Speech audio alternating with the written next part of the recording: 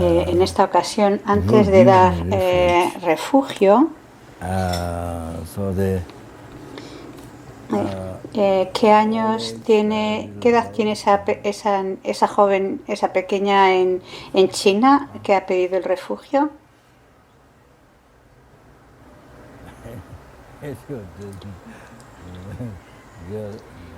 Le dicen que es unos 8 o 10 años. Y pregunta a Rinpoche cómo se llama, porque parece ser que hay algunos estudiantes en China que quieren tomar refugio.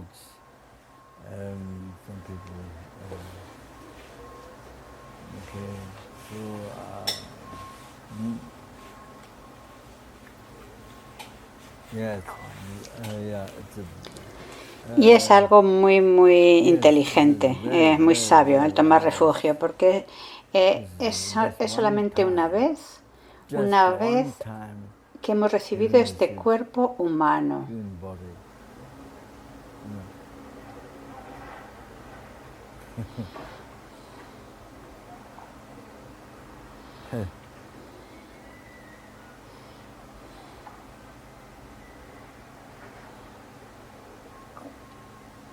Se dice en las enseñanzas que descender a los reinos inferiores como infernales, espíritus hambrientos o animales, en oposición a ir a los reinos superiores de humanos y devas, es similar a como una montaña, es similar como a una piedra que en una montaña que muy fácil cae, o como el agua que desciende por la montaña, es decir, que es muy fácil caer. Pero ahora, en esta ocasión, hemos recibido este perfecto renacimiento humano, que es pues eso, tan raro, tan difícil como una gran piedra que estás empujando hacia arriba en la montaña, en comparación con lo fácil que es que caiga, o como el agua que descienda. Por ejemplo, un río no le ves que va hacia arriba, ¿no? Creo que decía que en Inglaterra hay algún sitio en el que sí que el agua surge hacia arriba.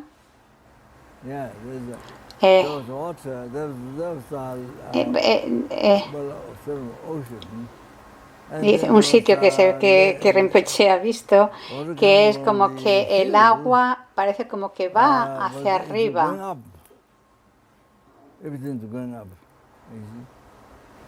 Se ve que es ese karma.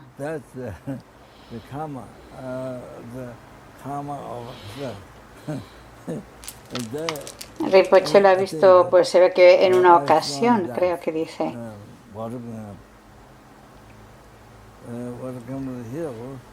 Es decir, en vez de correr hacia abajo, ascender. Que no es desde luego lo normal. Normalmente el agua desciende, no sube hacia arriba. Los ríos no van hacia lo alto de la montaña, sino al revés.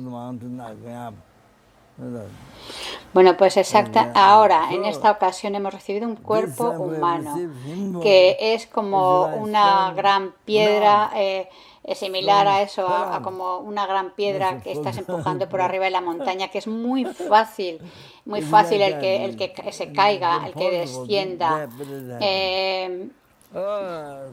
Pues algo así, o sea, algo tan difícil de obtener, este precioso renacimiento humano, lo hemos conseguido ahora. Por eso el poder ahora tomar refugio, porque está muy bien, porque hay innumerables seres o personas que toman refugio en los árboles, en las rocas, en el sol.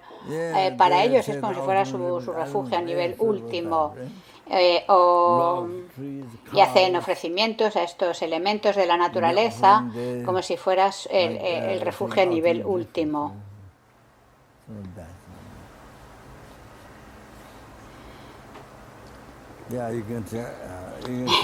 Uno puede tomar refugio en este animal que Rinpoche menciona a menudo, como el oso perezoso, creo que dice. Dice, de hecho es como mi amigo, el oso perezoso. que es muy, muy perezoso. Y dice que es mi amigo por su amigo, porque dice, yo soy más perezoso todavía que ese animal. Su amigo. Bueno, pues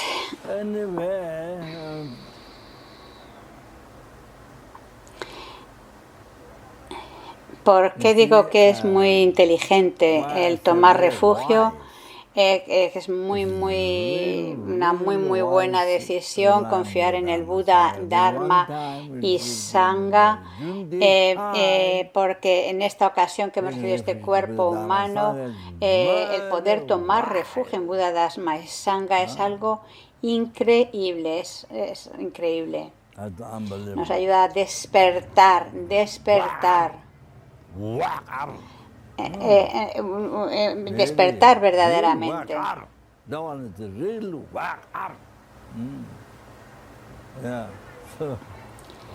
Dice, no voy a hacer más ruido todavía. Bueno, está enfatizando que este es un verdadero despertar, el tomar refugio en Buda, Dharma y Sangha, y ese es el despertar más importante. Porque así despertamos de este sueño profundo de la ignorancia, no una ignorancia, no un sueño de ignorancia solamente del que nos hemos despertado esta mañana o en esta vida, no, sino despertarnos de la ignorancia, del sueño de la ignorancia desde los renacimientos sin principios, los renacimientos samsáricos sin principios. Wow, eso es increíble. Y tenemos que darnos cuenta de que esa es nuestra vida.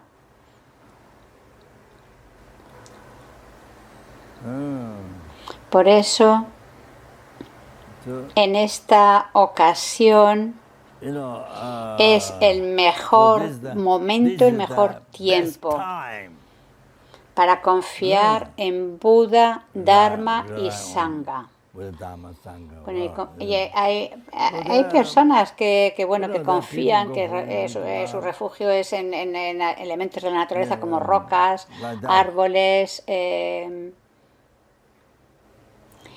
sol, animales, incluso vacas.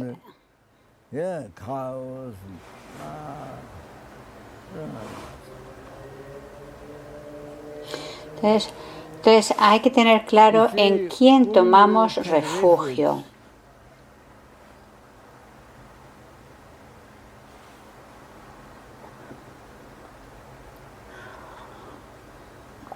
En primer lugar, tomamos refugio. O sea, en aquellos en que tomemos refugio deben estar totalmente libres de todos los miedos del samsara, todos los engaños,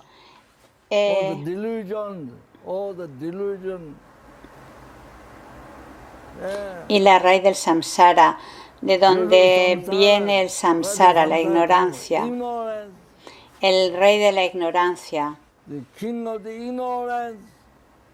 Los engaños, los conceptos erróneos,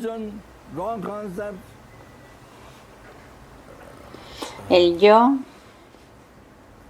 los agregados, las bases del yo, sobre las que el yo es nominado, los agregados. Tenemos el agregado de la forma. Estaba diciendo, tenemos forma, sonido, dice, no. Tenemos el agregado de la forma, las sensaciones, la cognición o discriminación, agregados, factores composicionales y conciencia. Y de momento tenemos estos 5 agregados que son la base sobre la que la etiqueta yo meramente se nomina, se imputa. Sobre esa base meramente se nomina yo. Una base válida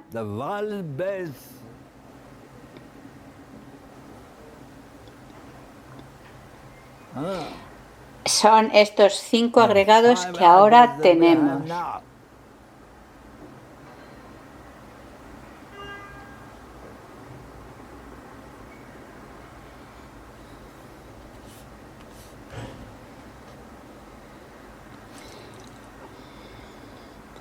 Hay otros momentos, en otras ocasiones, si uno renace en el reino sin forma, entonces del agregado del cuerpo o del cuerpo y la mente solo está el agregado de la mente, cuando uno ha nacido en el reino sin forma. Pero en la actualidad tenemos estos 5 agregados que son una base válida para ser llamada, para ser nominada yo. Y está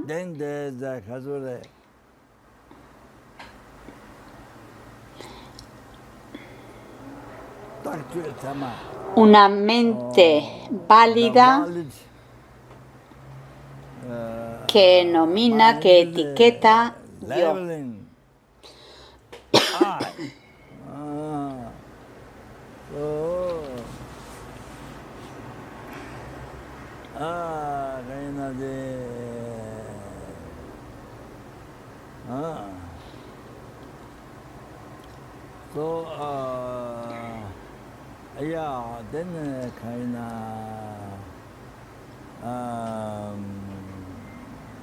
Entonces, de la forma, los sonidos, los olores, los sabores, los objetos táctiles, los dharmas, todo esto no están ahí, no existen, no están ahí.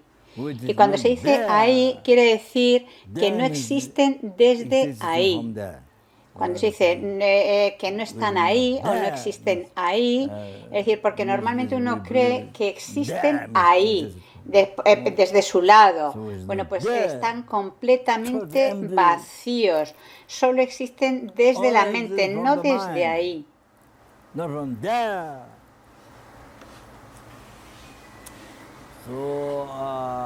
Entonces el objeto, tenemos el objeto y sujeto, la mente, Zunghua, lo que, es decir, lo que es sostenido y lo que lo sostiene. Sí, lo que lo agarra o lo que lo sostiene y lo que es sostenido o agarrado. Simpa es el sostener. Y entonces están estos dos aspectos. Bueno, pues ambos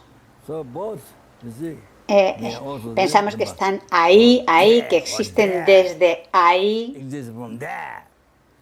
Y todo eso se aparece, todo esto se nos aparece desde el Renacimiento sin principio a la mente alucinada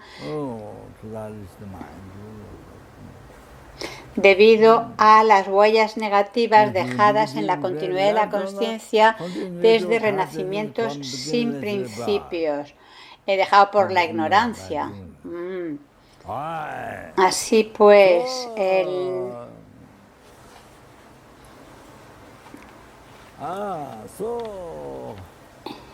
yo, acción, objeto, samsara, nirvana, iluminación, infierno, felicidad, problemas, yo, tú, nosotros,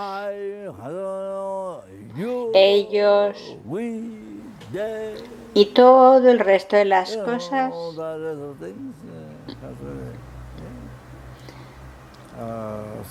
tan pronto son meramente nominadas por la mente porque hay una base válida.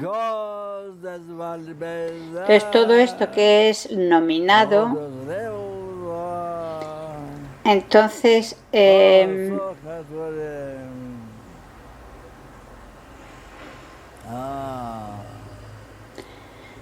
al siguiente instante, o sea, en un primer instante la mente meramente lo imputa, pero olvidando esto, desconociendo esto completamente, como yo, por ejemplo, ignorando esto totalmente, entonces el siguiente instante, después de haberlo meramente nominado, pues el siguiente instante se nos aparece como real, se nos aparece como existiendo por su propio lado, como existiendo desde ahí, siendo real, siendo verdaderamente existente por su propio lado o existiendo por su naturaleza. Y luego el tercer instante o el segundo, tu mente, tus conceptos, tú permites a esos conceptos el agarrarte a ellos, el aferrarte a ellos como si fuera real, verdadero. Y eso es ignorancia. Estás creando las causas del samsara. Esa es la raíz del samsara.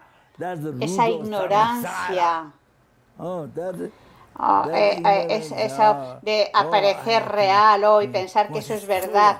Esa ignorancia es la raíz del samsara. Tú estás creando la ignorancia. Estás creando justo ahí la raíz de la ignorancia, del samsara. No tienes que ir a una fábrica y pedir, estoy edificando la raíz del samsara y que te va a costar $1 millón o $1. No tienes que ir a pedir que te lo construyan. Solamente los americanos dicen que lo pueden hacer, o los chinos. Está bromeando.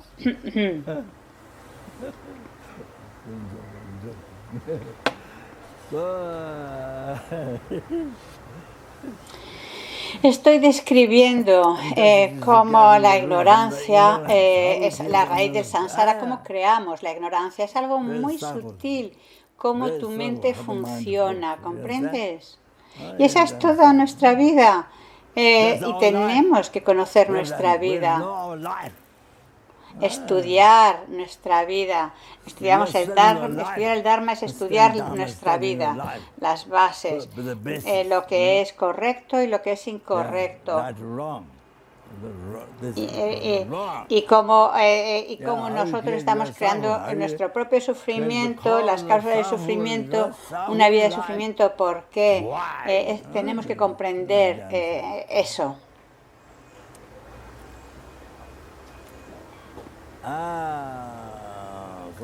Entonces, en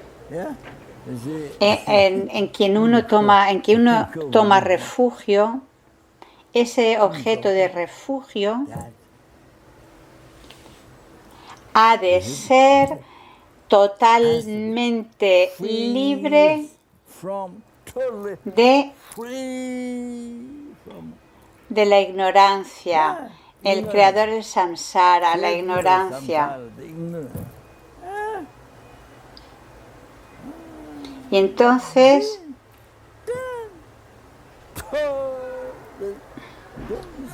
completamente te liberarás del apego, el enfado, la ignorancia, orgullo, envidia, dudas.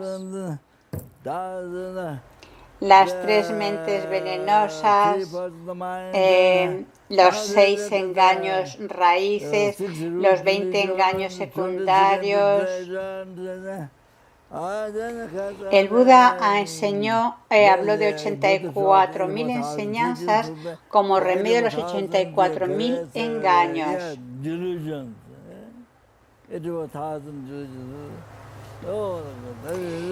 Y en base a esos engaños se crea el karma y el resultado son los océanos de sufrimiento infernal, sufrimiento de los espíritus hambrientos, animales humanos, suras, asuras y seres del estado intermedio. Entonces, a quien vayamos por refugio ha de verse totalmente libre de los engaños y el karma y de todos los océanos de sufrimiento infernal, espíritu hambriento, animales humanos, sura, asura, y es decir, totalmente libre de todos los sufrimientos del samsara.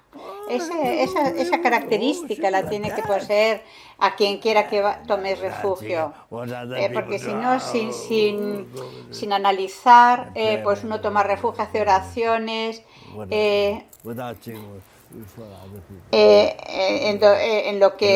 el lugar donde uno ha nacido o en lo que quiera que uno crea, o en estos elementos de la naturaleza, el sol, la luna, animales, y toman refugios en estos en diferentes elementos.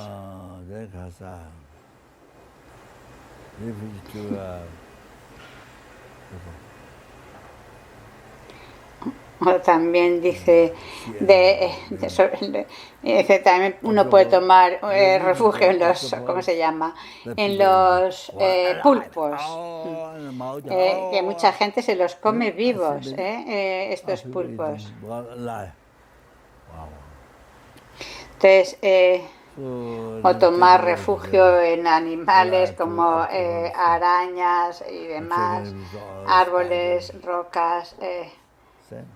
Es decir, uno tiene que analizar estas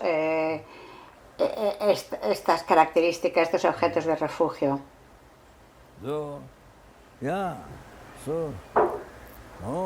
Analizar.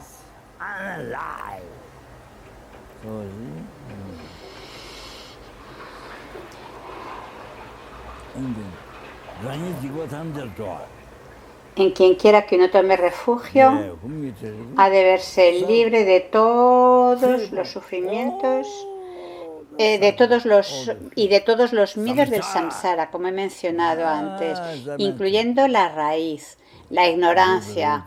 Entonces así todos los engaños y karma y todo el océano entero de los sufrimientos infernales, espíritus hambrientos, animales, humanos, suras, asuras, te verás libre de todos esos sufrimientos.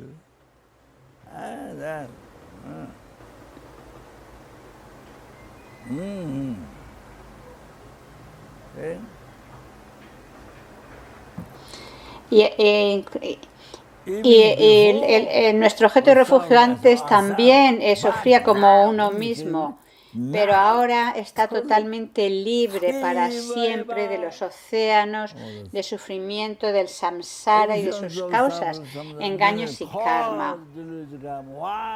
Tenemos que analizar, porque si no, ¿cómo podemos estar seguros de que, por ejemplo, de que el Buda nos va a guiar?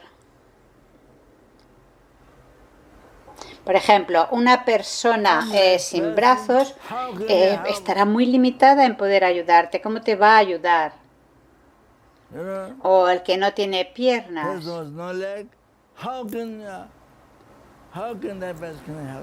Si has caído por un precipicio en la montaña, entonces ¿cómo alguien que no tenga brazos te puede ayudar?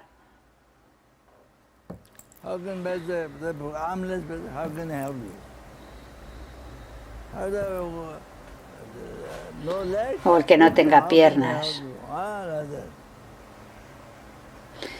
Entonces corres el peligro de hundirte en el agua, de ahogarte en el agua, porque como alguien que no tiene brazos o piernas podría rescatarte. O una persona que ciega, ¿de qué forma? ¿Cómo te puede ayudar? Cuando si esa persona no ve, por ejemplo, el camino, no sabe hacia dónde, qué dirección tomar. Entonces, ¿cómo puede esa persona ayudarte? Pues es algo así muy simple, muy sencillo, exactamente igual. Tienes que analizar si ese ser te puede guiar o no.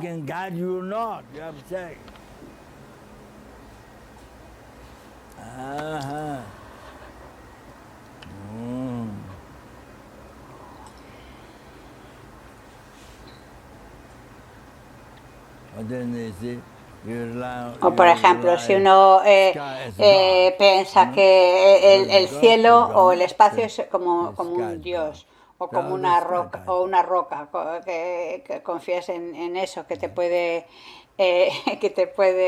proteger. ¿De qué forma el cielo, el espacio, una roca, un árbol te pueden proteger o guiar?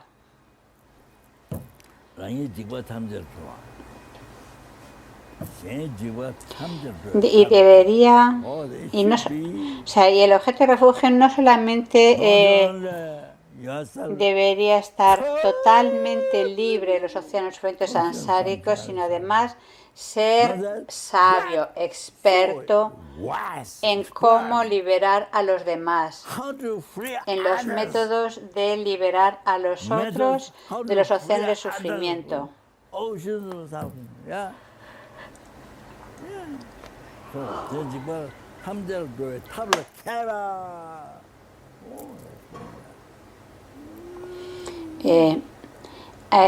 Se explica, todas estas cosas se explican, son básicas y se explican en las enseñanzas de filosofía. En el Pramanavattika se explica cómo el Buda es un fundador válido y por qué uno puede confiar en Buda. Se explica todo esto con lógica. La esencia está en el Lanrin, que habla de cómo el Buda es experto en los métodos de liberar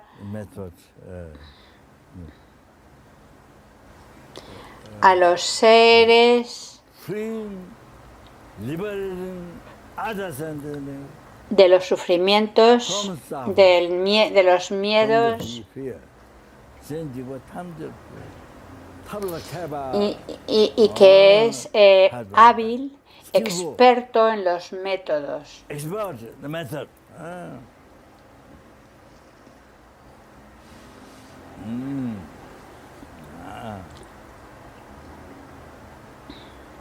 Estaba preguntando, se le ha olvidado el nombre de este que asesinó a su padre, esa historia de un hijo que asesinó a su padre y luego se lo confesó al Buda, y el Buda le liberó.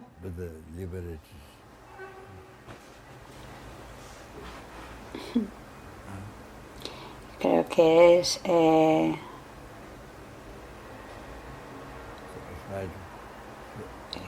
habla de Ajatasattu. Él había matado a su padre, entonces tenía miedo, se arrepintió.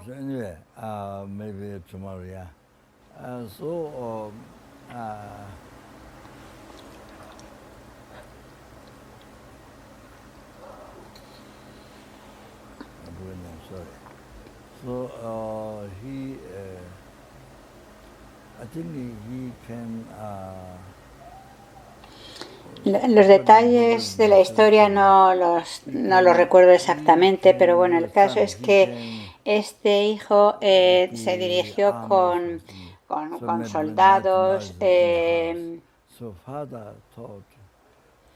entonces el padre pensó que su hijo iba a matarle. Y incluso el propio padre murió, pues eso, del susto. Y entonces, bueno, el caso es que esta persona se arrepintió y fue a ver a Buda. Y el punto es ese, él fue a ver a Buda. Entonces el Buda dijo, el padre, la madre son objetos para matar. Dijo esto. Y entonces él se postraba al Buda. Cuando escuchó eso de que padre y madre son objetos para quitarles la vida. Entonces él estaba como muy liberado, muy contento y sin arrepentimiento. Pero eso es lo que le ayudó para darse cuenta de los dos de las dos vacíos, ausencias de identidad, la ausencia de identidad de la persona y la ausencia de identidad de los agregados, o sea, para el poder llegar a realizar la vacuidad de estos dos, reconociendo que la raíz del samsara, la ignorancia, de creer el yo como algo real, cuando su continuación no tiene un principio. Entonces, ese es el objeto de refutación, ese es el yo falso. Entonces, el sostener los agregados como existiendo desde ahí, como real, por sí mismos, por su propio lado, todo eso es falso, son objeto de refutación.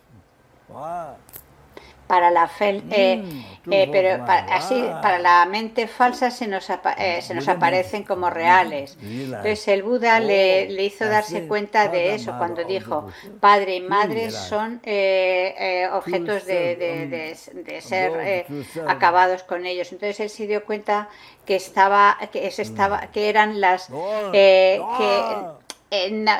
existían estos dos conceptos de los agregados y del yo, que no existían, que esos eran completamente falsos, los conceptos respecto al yo y los agregados. Entonces le permitió eso, darse cuenta de las dos ausencias de entidad, la ausencia de entidad de la persona y la ausencia de entidad de los agregados. Y el Buda fue muy hábil en introducirle así, de esta forma. Y luego también está la historia del hermano más joven de Buda, Chongawa, que siempre tenía un gran apego a su esposa, no podía separarse de ella, ni siquiera por un minuto, no se podía separar. Siempre estaba con ella. Entonces el Buda, cuando vio que era el momento correcto para él, para dejar la familia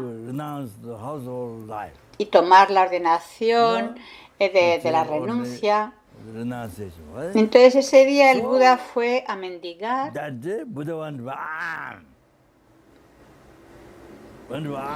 Y entonces pensó ofrecer Chungawa o Nanda también le llaman, pensó que bueno, que le ofrecería comida en el bol y que ya está. Entonces lo que sucedió es que cuando que el caso es que él empezó a seguir al Buda, pero nunca lo lograba alcanzar. Y así siguió al Buda para ofrecerle la comida. Total, que llegaron al monasterio. Y ahí el Buda le pidió a Nanda que cortara el cabello de Chungawa o Nanda. Y cuando acabó de cortarle la mitad, entonces Nanda no quería que le cortaran la otra mitad del cabello. Bueno, finalmente le cortaron totalmente todo el pelo. Entonces un día el Buda fue de nuevo a mendigar y a la vez también salió Nanda. Estaba aprovechando que el Buda estaba afuera, pues intentó escapar. Intentó, y cerraba una puerta, pero luego se abría. A ver, cuando cerraba una puerta se abría la otra y así iba pasando. Pero el Buda no estaba ahí. Pero bueno, todo esto eran los medios hábiles de Buda, de sus acciones sagradas, porque aunque no estaba ahí, pero sucedían esas cosas. Y todo esto era para subyugar sus mentes, porque nunca lograba cerrar las dos puertas. Intentaba una, se abría la otra. Intentaba una, se abría la otra.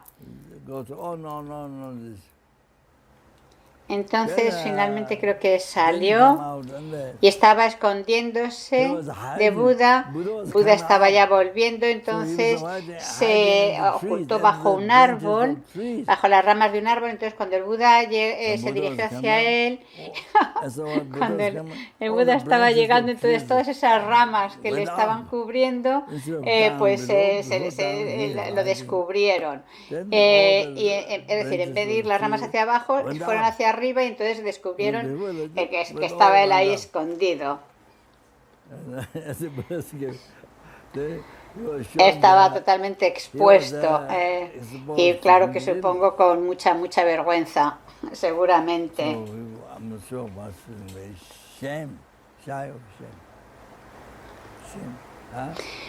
Bueno, y así sucedió muchas veces. Entonces esta persona tenía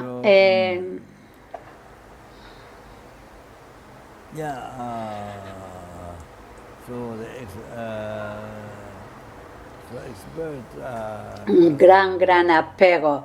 Era hasta separarse por un minuto de su mujer era muy difícil para él. Y entonces el Buda pues hizo todo esto para subyugarle, para que subyugara su apego. Y luego en otra ocasión había también alguien que tenía mucho orgullo, mucho orgullo, porque era alguien que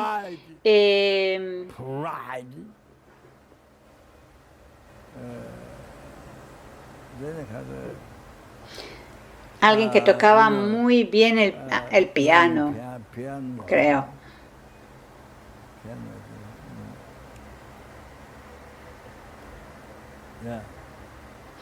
Él pensaba que no había nadie que le igualara, pero entonces Buda pero entonces el Buda se apareció como si fuera un mendigo, y estaba tocando el piano, pero solamente con no sé si el piano o un instrumento de cuerda, porque dice que solo había una cuerda, y aún así hacía unos sonidos increíbles. Que producía, es decir, que aunque había solamente como una cuerda, producía unos sonidos increíbles, como si estuvieran todos. Y entonces, claro, esta persona se sorprendió muchísimo, y claro, por eso le hizo darse cuenta de que había quien tocaba mejor que él, y así subyugó su orgullo. Y así hay varios ejemplos. El Buda era muy hábil en mostrar los diferentes métodos para liberar a los seres de los sufrimientos, de los océanos de sufrimiento samsárico y de los miedos.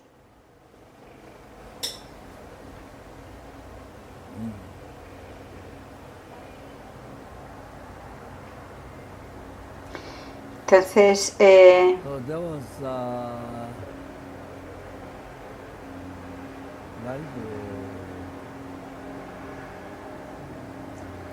había también otra historia de un Bonpo, un chamán, que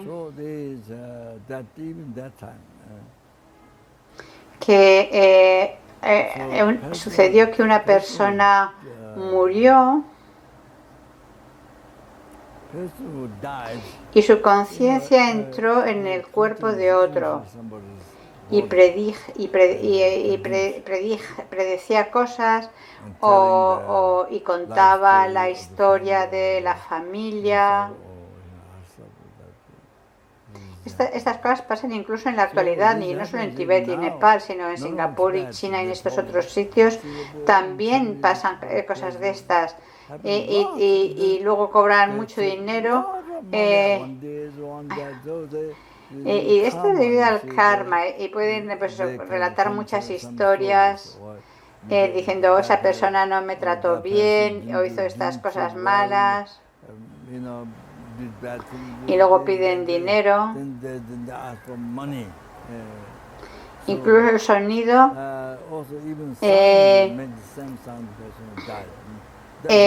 hace incluso pronunciando, o sea, como si fuera la persona que ha fallecido, aunque en realidad no es ella, sino que es falso. En Singapur, por ejemplo, está Félix, Lama Félix.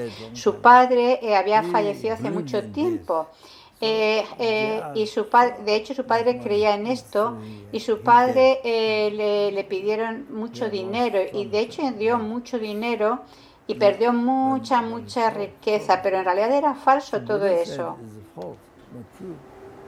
No era verdad.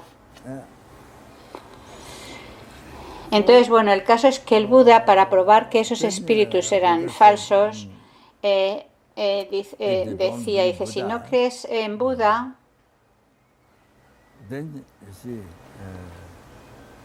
pon diferentes granos o semillas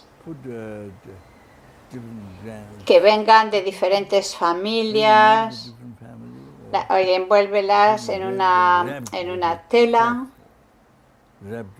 y amontónalas desde el suelo. Y entonces el Buda, sin abrirlo, fue capaz de clarificar con total exactitud de dónde venían cada uno de los granos que estaban dentro de esas telas, mostrando así a la familia que su conocimiento y de que y para mostrarles que lo que él estaba diciendo, que ese espíritu en realidad no era la persona del familiar que había muerto, sino que era una posesión del espíritu que estaba actuando como si lo fuera, pero que no era en verdad la persona fallecida. Y bueno, el caso es que que el Buda pudo localizar, identificar perfectamente cada una de esas semillas de dónde venía.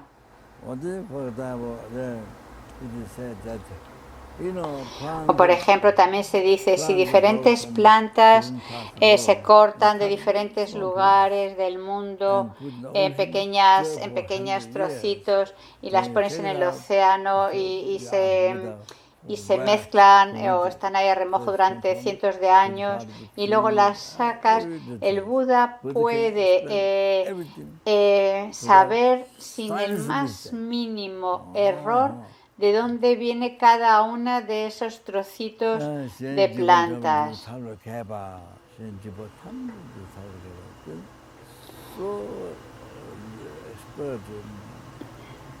Entonces, experto en liberar a los otros del sufrimiento, de sus sufrimientos.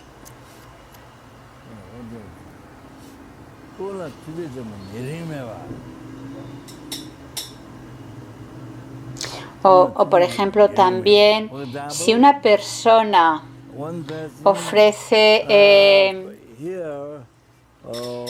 perfume o ungüentos o algo, es decir, algo que huela muy bien, le ponen a un lado del cuerpo del Buda y luego otra persona del otro lado está cortando trocitos del cuerpo, de la carne del cuerpo con un hacha.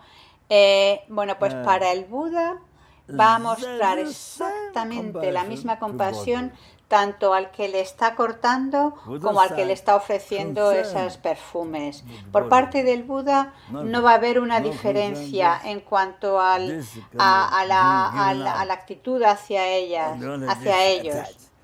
Normalmente la gente común en el mundo, a los que nos dañan los queremos lejos, los consideramos enemigos, y la persona que nos alaba o que nos ayuda, nos sentimos muy como cercanos, apegados a ellos. Pero en el caso de Buda no es así. El Buda muestra igual compasión tanto al que le ofrece perfume y los mejores aromas, como le muestra la misma compasión que aquel que le está dañando, cortando su cuerpo en pedacitos y quitándole la carne. La misma compasión, el mismo cuidado.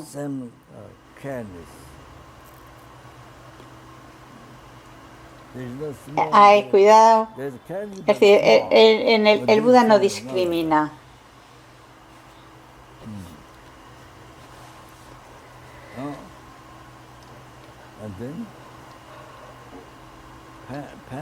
Y luego el siguiente beneficio es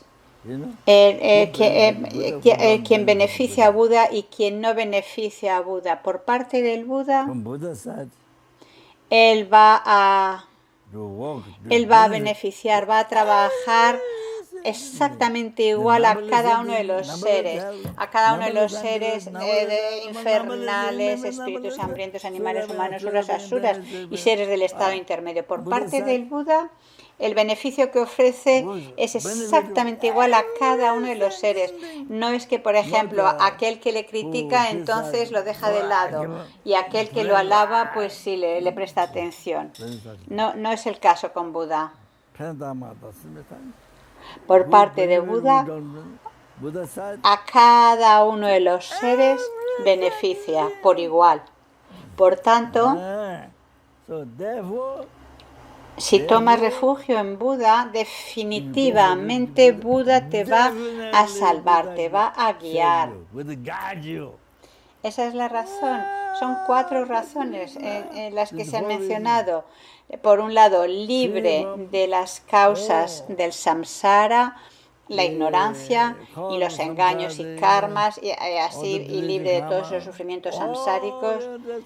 Entonces, cuando uno está libre, puede guiar a los demás. Luego, por otro lado, también otra de las cualidades es que, o de las razones por qué el Buda nos puede beneficiar, es que es experto en liberar a los seres de los sufrimientos sansáricos. La tercera razón es que no tiene pensamientos que discriminan entre los seres. Por parte del Buda,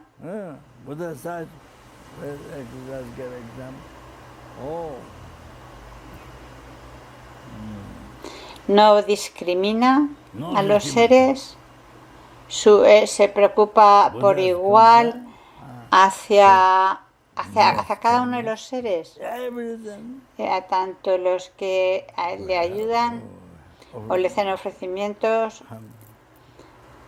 o los que les daña.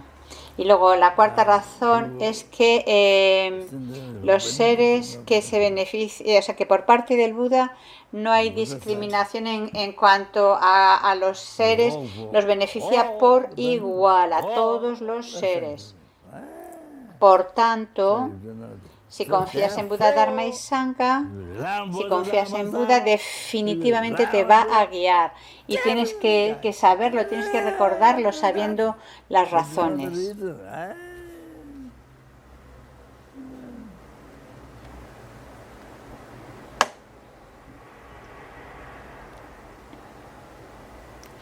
Hace mucho tiempo, hay una historia.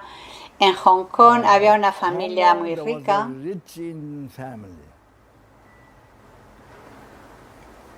que iban con mucha frecuencia a India, no sé si cada mes o cada 6 meses.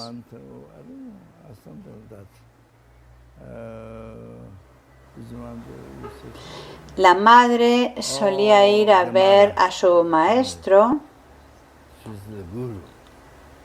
pero básicamente para pedirles consejos respecto a los negocios. El gurú era un swami,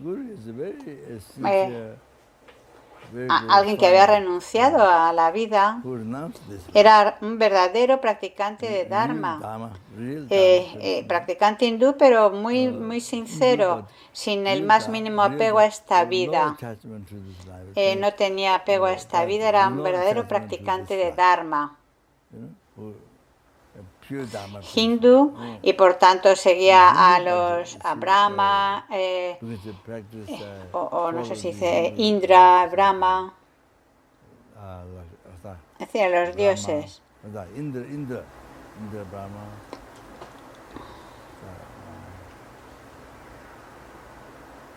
Wanchuk, Maheshwara, Vishnu, es decir, era hindú, pero no tenía el más mínimo apego a esta vida. Era como un practicante puro, religioso, budista. Bueno, pues el caso es que esta familia solía ir a consultarle respecto a sus negocios.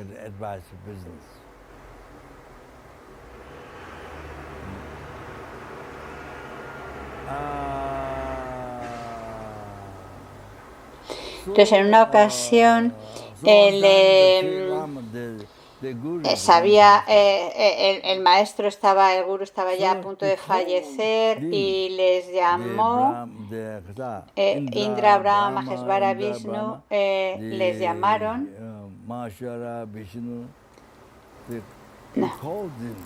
Él les llamó, que les invocó. Él había estado rezando toda su vida hacia ellos, y entonces él les invocó, pero nunca llegaron a ayudarle. Entonces sus discípulos que estaban circunvalando desde la distancia, y él estaba en el centro y se supone que iba a fallecer. Y pues él, que había estado toda la vida rezando, invocando a los dioses, cuando estaba a punto de morir, va y no se mostraban. Entonces él como que los abandonó. El sadhu como que renunció, abandonó a ellos, el guru. Creo que quizás tenía algunos libros Mahayana, algunos textos. Bueno, el caso es que lo abandonó y tomó refugio a última hora en Buda. Y desde el momento en que tomó refugio en Buda, ya no permitía a la gente que les sirviera. Creo que tenía algún texto Mahayana. Y todo lo hacía por sí mismo. Nunca permitía ya que nadie le sirviera. Él pensaba, pues eso, en la bondad de los seres.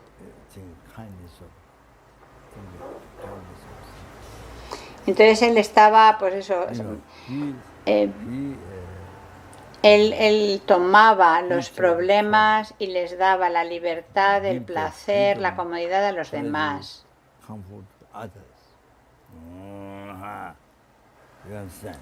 Es decir, todo nunca permitió a los demás que le sirvieran. Y todo fue desde ese momento.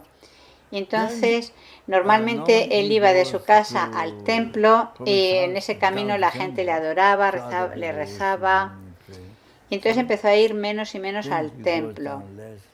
Y cuando bajaba, su cuerpo andaba de forma muy directa, muy rápida. Porque siempre estaba meditando. Las mujeres nunca se le acercaban. Entonces permitió que las mujeres se postraran, aunque estuvieran de lejos, porque él estaba totalmente libre del apego.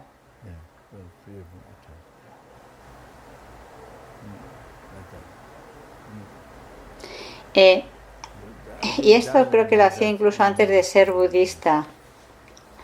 Rinpoche dice que estaba viendo una película en Hong Kong, que una familia con la que estaba Rinpoche se la enseñó.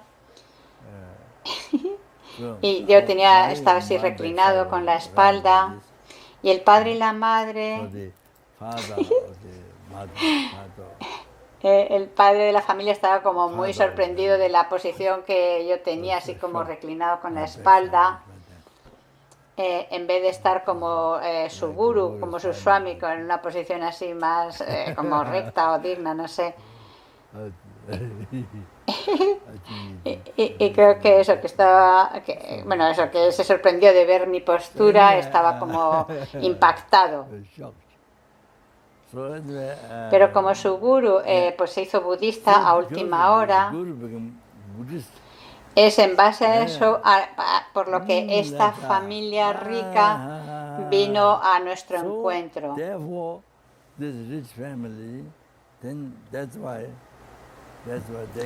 Cuando Lama fue la primera vez a Hong Kong, Lama Osel, en ese momento ellos conocieron a Lama Osel y le invitaron pues a una fiesta o algo así. Era cuando Lama Osel era muy famoso, salía en los periódicos y demás. Entonces, Rinpoche conoció a la madre y a toda la familia, luego en Inglaterra,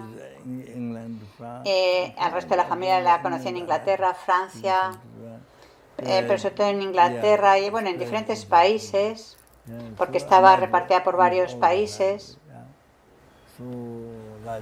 Y a los de Hong Kong me crucé con ellos varias veces. Su hija, Bhagavati y su marido. Pregunta cómo se llamaba el marido. Ah, Obi, Obi. Obi, yeah.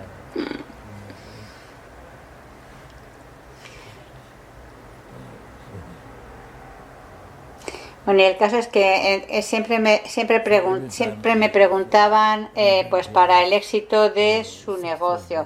Tienen una casa en Bombay que les pertenecía y que la alquilaban, pero la gente no se iba a tiempo y se quedaban mucho tiempo en la casa, entonces, bueno, durante muchos años y claro, y toda la responsabilidad de los negocios pues caía en él, en Obi.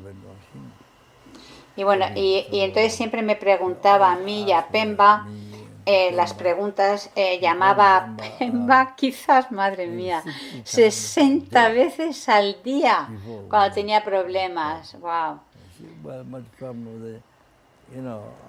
Vivían una vida de mucho lujo, con el dinero, los negocios que tenían problemas y, y por supuesto mostraban su rango, su nivel de riqueza. Y claro que todo eso era muy caro.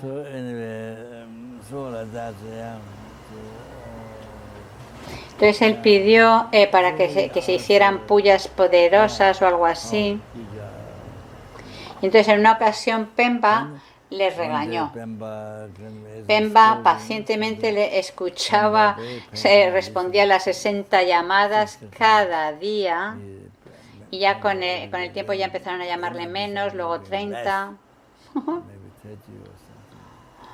Y de hecho todavía le suelen llamar, ya no tanto, porque Pemba es el único amigo en Hong Kong. No hay otra gente, que no tienen otros conocidos cercanos, solo está Pemba, el director del centro.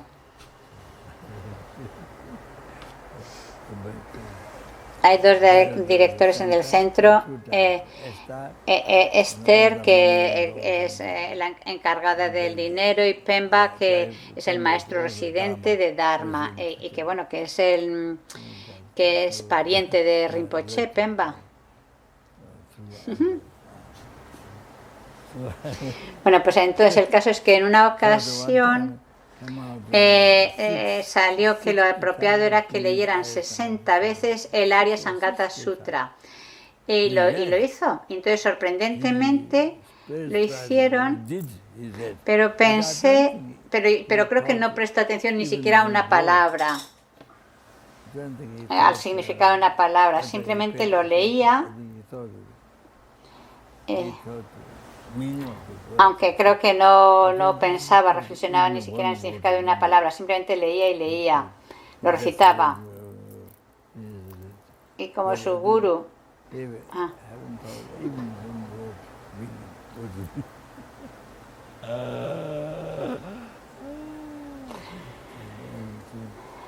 Bueno, el caso es eso, que como su guru se había hecho budista, pues toda la familia se hizo budista. Y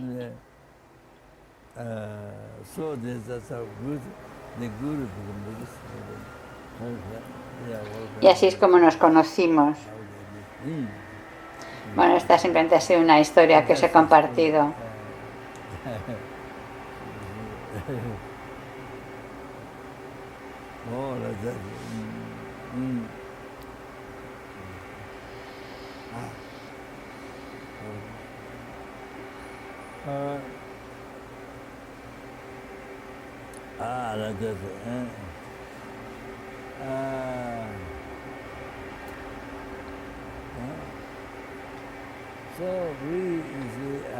Entonces hemos recibido en esta ocasión, justo solo una vez, como os he dicho, este precioso cuerpo humano, tan precioso. Entonces, habiéndolo recibido, pues es momento de despertar, de tomar refugio en el Buda, Dharma y Sangha. Si uno ha renacido en los reinos inferiores, es difícil tomar refugio, O cuando uno nace como cerdo o pollo, pues es difícil recordar, tomar refugio en Buda, Dharma y Sangha, es muy difícil. Por eso esta ocasión es algo increíble.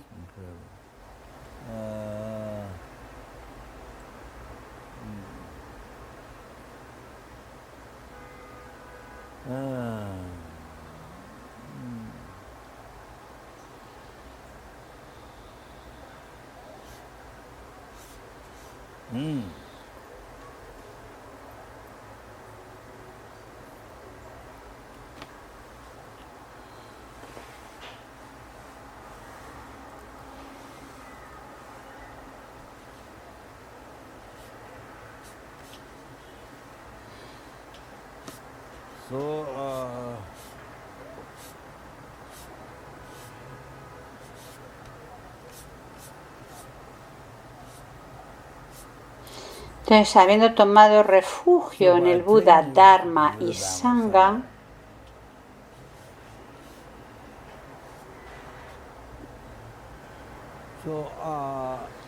os voy a decir mencionar más razones. Cuando uno va a tomar refugio en el Buda, Buda definitivamente te va a guiar.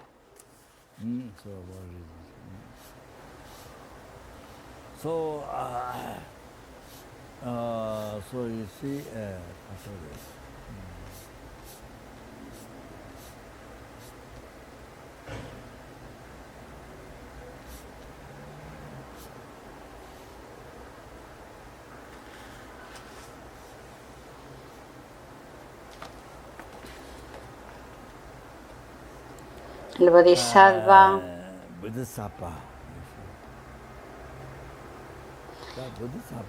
un Bodhisattva no tiene un pensamiento egocéntrico, ni siquiera el más mínimo. Ni la más mínima expresión de pensamiento egocéntrico posee un Bodhisattva.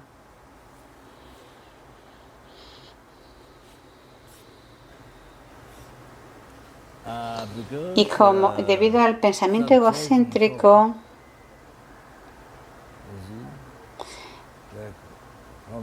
eso causa todos los sufrimientos del samsara desde renacimientos sin principio. Todos los sufrimientos, los obstáculos, todos los problemas, todas las desgracias, todo.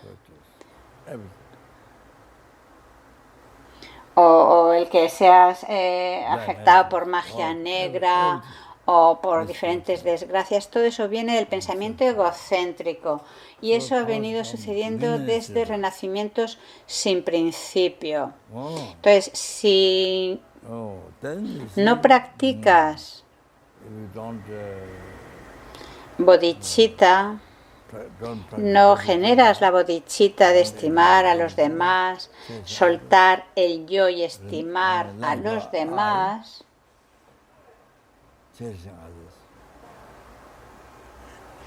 entonces seguirás sufriendo sin fin. Ese pensamiento egocéntrico es el que causa todos los sufrimientos, desgracias, toda esa desgracia, infortunio, desde renacimientos sin principio te causa todo eso y lo seguirá causando sin fin. Tienes que saberlo, y no solo eso, sino que el pensamiento egocéntrico es el que te hace que tú dañes a innumerables seres. Hace que tú dañes a innumerables seres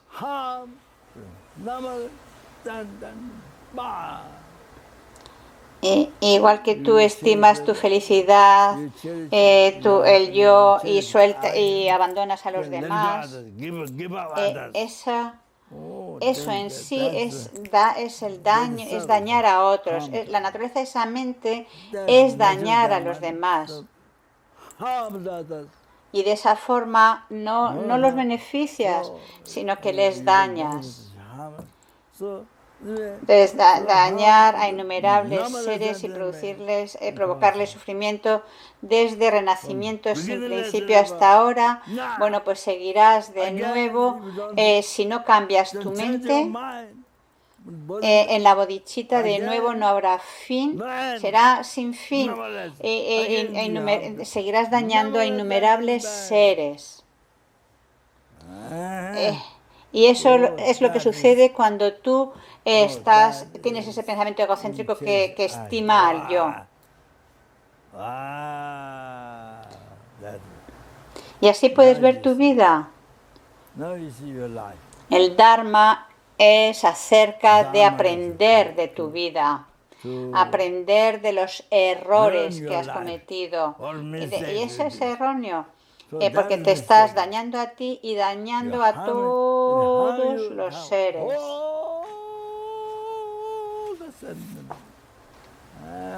Entonces en el Bodhisattva Charyavatara se dice, es el verso 135 y 136 del capítulo 8, que dice: si no lo abandono completamente, seré incapaz de poner fin al sufrimiento, igual que si no me alejo del fuego no podré evitar quemarme. Y el siguiente verso dice, a ver, el gran Bodhisattva Santideva dice: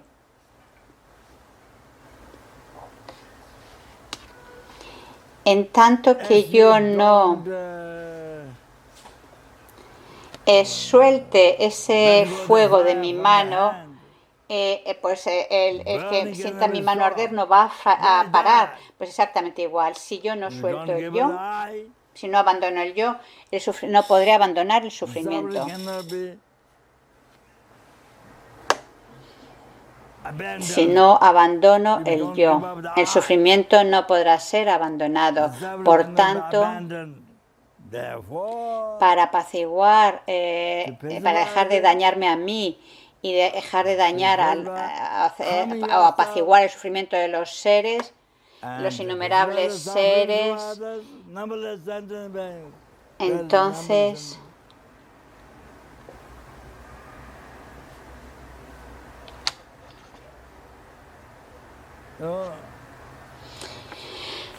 me entregaré a los demás. El verso 136 dice: por lo tanto, para aliviar mi propio sufrimiento y el de los demás, me daré a los demás y los aceptaré como a mí mismo. Estimaré a los demás tanto como a mí mismo. Es decir, completamente soltar el yo. ¿Sabes? Completamente soltar ese yo, soltar ese pensamiento que solo piensa en yo, que estima el yo, renunciar a eso y querer a los demás, como a los seres, como lo que más son, lo más importante.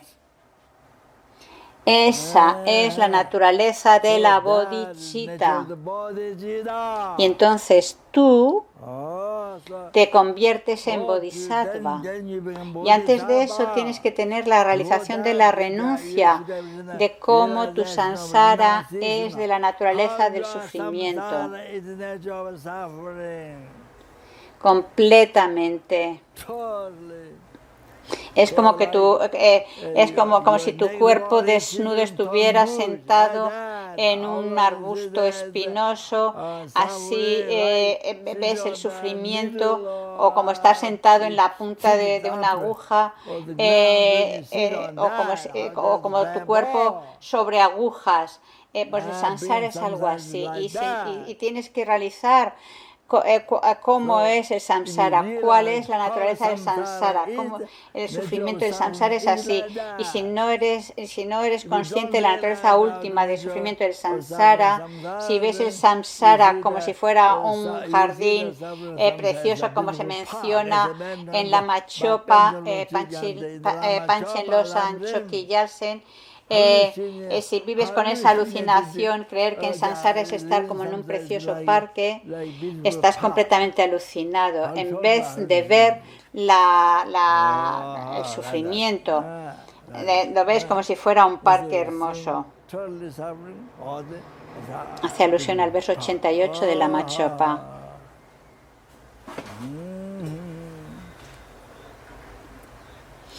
Entonces, estar en samsara es como ver tu samsara como si estuvieras en un fuego muy, muy, muy caliente y rojo en el mismo centro, sentado en medio de ese fuego ardiente rojo. Algo que no puedes soportar ni por un segundo.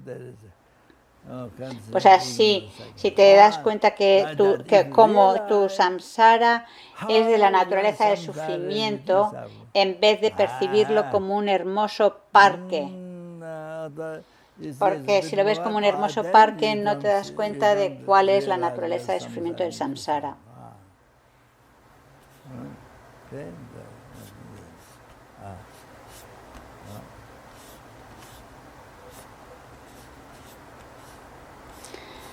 Por eso tienes que tener esa realización en primer lugar y entonces luego podrás generar la bodhicitta y podrás abandonar el yo, dejar de estimar al yo y estimar lo que más a los seres, como se menciona en el Bodhisattva Charyavatara. Entonces podrás hacerlo, podrás lograrlo.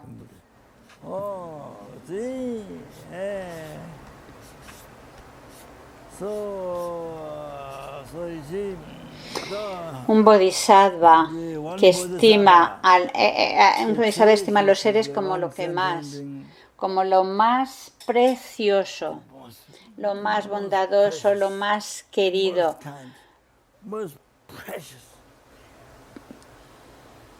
Para la mente del bodhisattva, los seres son lo más querido. Entonces, esos billonarios, trillonarios, esos que tienen tantas riquezas y todos los vagabundos en la calle,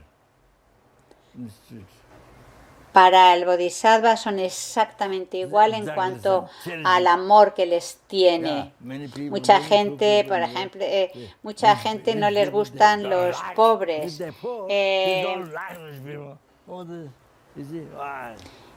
O los que tienen mucha riqueza no les gustan los pobres porque son pobres y no les gustan. Entonces, ya sea que alguien tenga una gran fortuna o que no posea nada, que sea un mendigo, y ambos sufren, y entonces para el bodhisattva los estima a estos seres como lo que más, exactamente igual, tanto al mendigo como al millonario. Los considera como los más querido, bondadoso, precioso, como si fuera una joya que satisface los deseos. Lo más precioso, precioso. Más importante que todo un espacio lleno de dólares, o más precioso, o por ejemplo, ese mendigo que critica al bodhisattva, que critica al Buda, que dice malas cosas.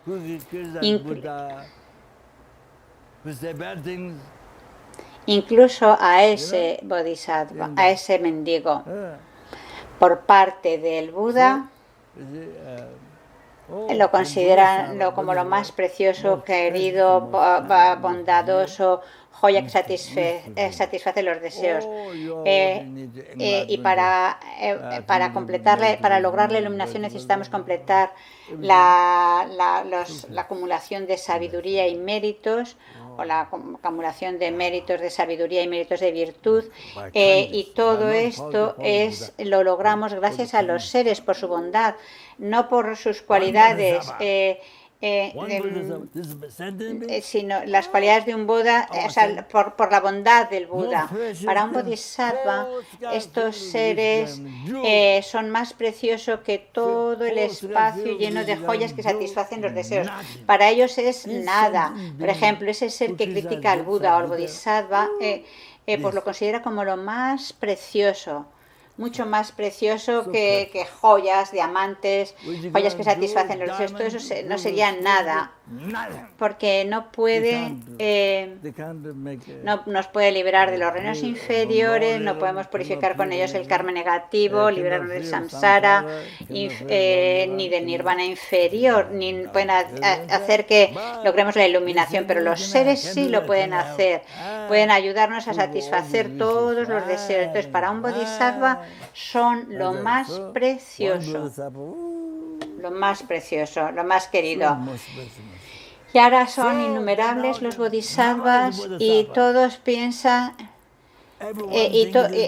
este mosquito que te pica y no te deja dormir cuando estás cansado y quieres dormir y quieres matarlo, o esa pequeña hormiguita. Bueno, pues para el bodhisattva es lo más bondadoso, precioso, más que el espacio lleno de joyas que satisfacen los deseos. Eso sería nada, es mucho más precioso estos seres. Y para los innumerables bodhisattvas, ellos los ven a los seres como lo más precioso, como joyas que satisfacen los deseos, que llena, como todo el espacio lleno de esas joyas que satisfacen los deseos. Entonces, y ahora un Buda Sakyamuni, pues Buda Sakyamuni, dependiendo de la bondad de los seres, completó la acumulación de méritos de sabiduría y los méritos de virtud. Buda Sakyamuni practicó la moralidad, la generosidad, incluso ofreciendo sus propios miembros y su cuerpo en Namo Buddha. Innumerables veces practicó así la generosidad, ofreciendo sus miembros a los seres durante 3 grandes eones incontables. Trabajó para beneficiar a los seres. Para nosotros, los seres, trabajó así para nosotros los seres, para llevarnos a la iluminación. Así Buda Sakyamuni practicó con tanta austeridad, con tantas dificultades, la moralidad durante 3 grandes eones incontables para beneficiar a los seres, para llevarnos a la iluminación. A ese mosquito, a esa hormiguita, para llevarnos a la iluminación. ¡Wow! Y así durante 3 grandes eones incontables practicó la paciencia. ¡Wow! Practicó paciencia para nosotros, para ese mosquito, ese pequeño insecto que te muerde, y para llevarnos a la iluminación. Practicó la perseverancia durante 3 grandes eones incontables. Practicó también la meditación, la concentración Santen, y la sabiduría Shera, la sabiduría de la vacuidad, durante 3 grandes eones incontables, para cada uno de los seres infernales, espíritus, ambientes, animales, humanos, suras, asuras, para llevarnos a la iluminación y liberarnos del samsara y llevarnos a la iluminación. Wow, lo que el Buda hizo, soportando tantas dificultades para esa pequeña hormiguita, lo que el Buda hizo hasta lograr la iluminación. Logró la iluminación y fue capaz de lograr la iluminación gracias a la bondad de ese pequeño mosquito que te pica.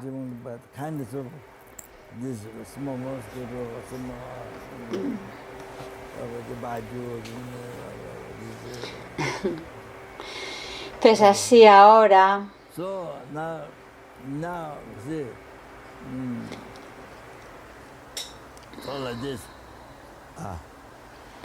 innumerables Budas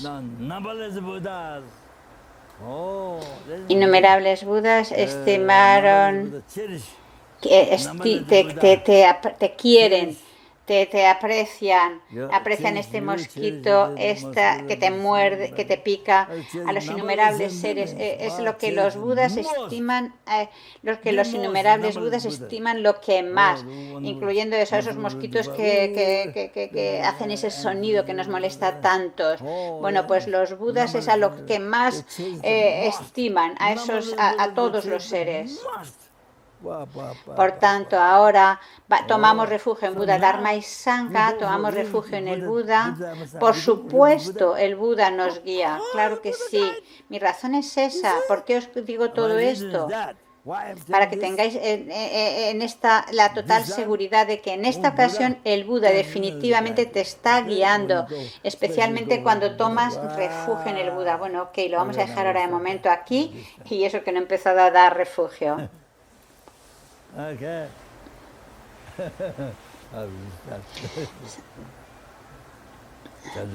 Que precisamente la bodhisattva que no ha nacido pueda nacer y crecer, y que la que ya ha surgido pueda aumentar más y más sin nunca degenerar.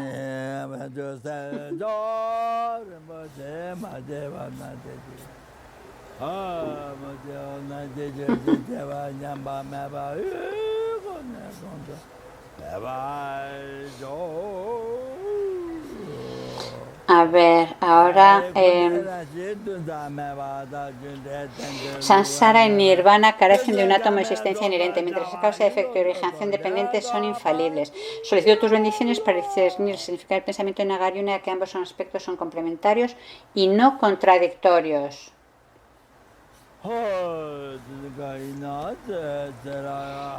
Entonces, por todas aquellas personas que han fallecido, especialmente debido al virus, y también aquellos que confían en mí o en ti, tus padres, tus hermanos, hermanas, enemigos, extraños, amigos, todos aquellos que han fallecido y todas esas personas en el mundo, especialmente que han fallecido debido al virus, a esta enfermedad, que puedan ser guiados por Lama Tsongkhapa,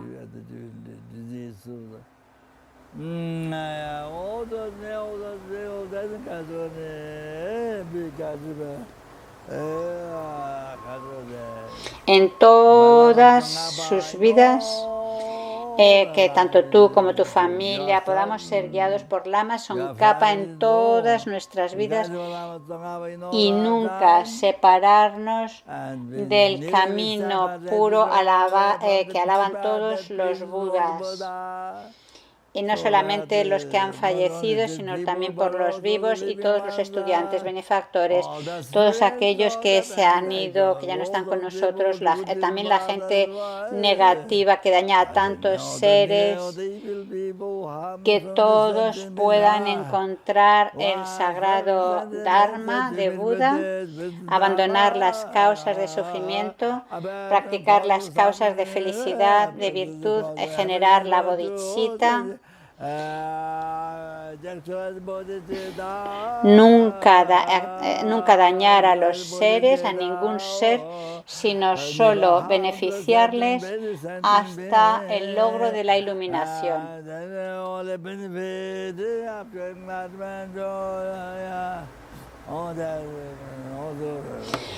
Por la fuerza del victorioso Tsongkhapa, actuando como nuestro maestro Mahayana virtuoso directo en todas nuestras vidas, que nunca nos separemos jamás ni por un segundo del camino puro alabado por los victoriosos.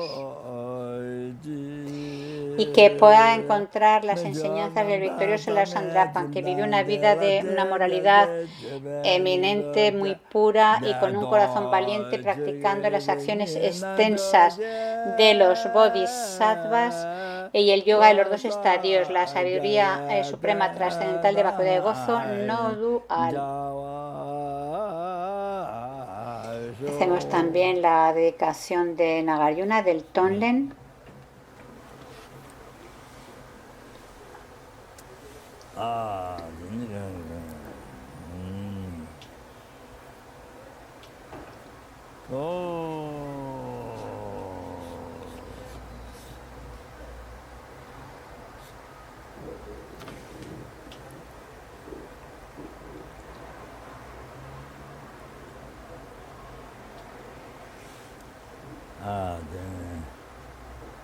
Cualquier sufrimiento que los seres tengan pueda madurar en mí, y cualquier felicidad y virtud que yo haya acumulado pueda madurar en los demás.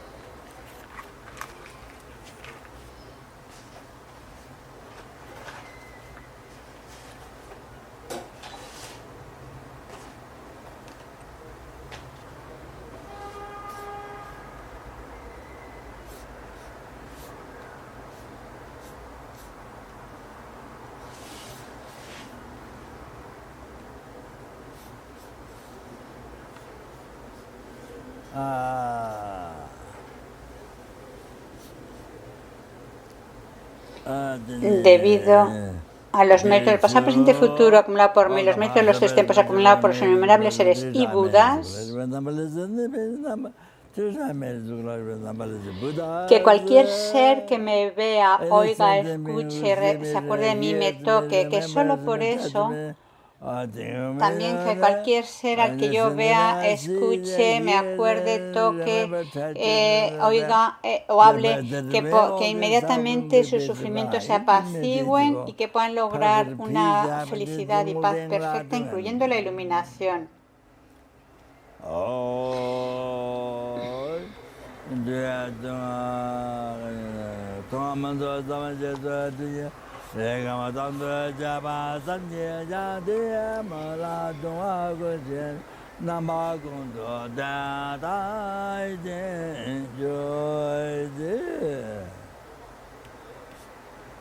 Debido a los méritos del pasado, presente y futuro acumulado por mí, los méritos de los tres tiempos acumulados por los innumerables seres y Budas,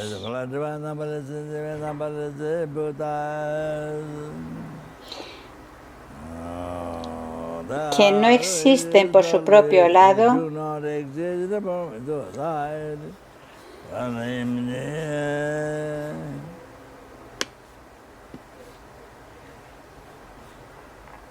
pueda, yo que no existo por mi propio lado, que está completamente vacío,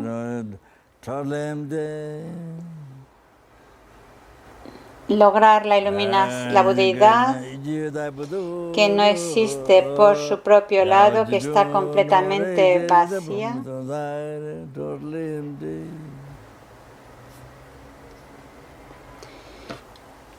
y conducir a los seres que no existen por su propio lado, que están completamente vacíos,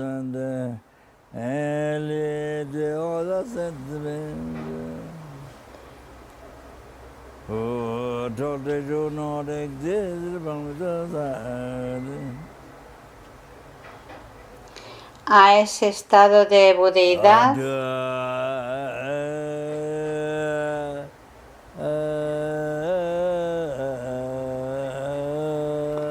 que no existe por su propio lado, que está completamente vacío, y poder lograr y conducirlos a la budeidad, que no existe por su propio lado, sino que está completamente vacío,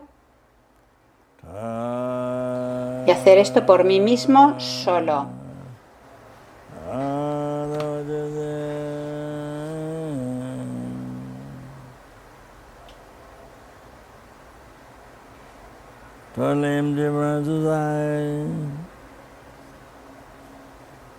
By myself alone.